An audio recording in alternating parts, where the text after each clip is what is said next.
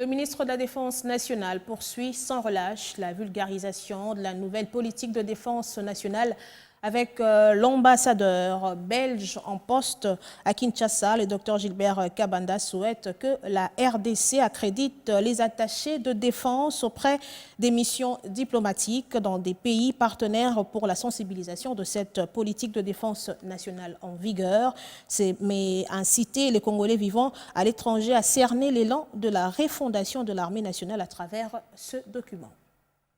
Les Congolais d'ici et d'ailleurs ont le droit de connaître la nouvelle politique de défense nationale dans le fonctionnement de l'armée nationale.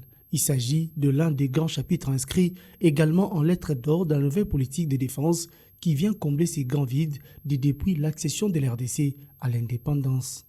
Et comme cela est clairement consigné dans les documents qui fixent les enjeux de la nouvelle politique de défense, le ministre de la Défense nationale, à l'heure qu'il est et sans relâche, bat campagne de vulgarisation de l'ensemble de ces documents à travers une série d'échanges avec les partenaires des pays d'Afrique et du reste du monde. Le sujet était également au menu des entretiens entre le patron de la Défense nationale et l'ambassadeur de Belgique accrédité en RDC, Joe Indekeu. Les diplomates belges étaient d'ailleurs accompagnés pour les besoins de la cause de l'attaché de défense belge accrédité en RDC.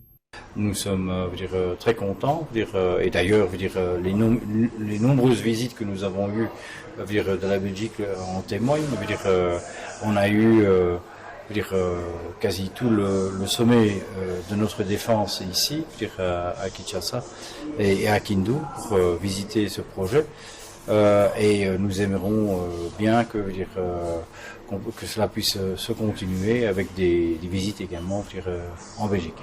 Pour le docteur Gilbert Kabanda, l'ancienne métropole, le Royaume de Belgique, doit apporter sa contribution dans ces domaines aux fins de la mise en expérimentation au sein de cette nouvelle politique naissante. Le ministre de la Défense nationale a fait passer également les mêmes messages. Mieux, il a renouvelé à ses hôtes que la Belgique aussi puisse faire profiter au Congo-Kinshasa de sa grande expérience en matière de la diplomatie militaire de défense.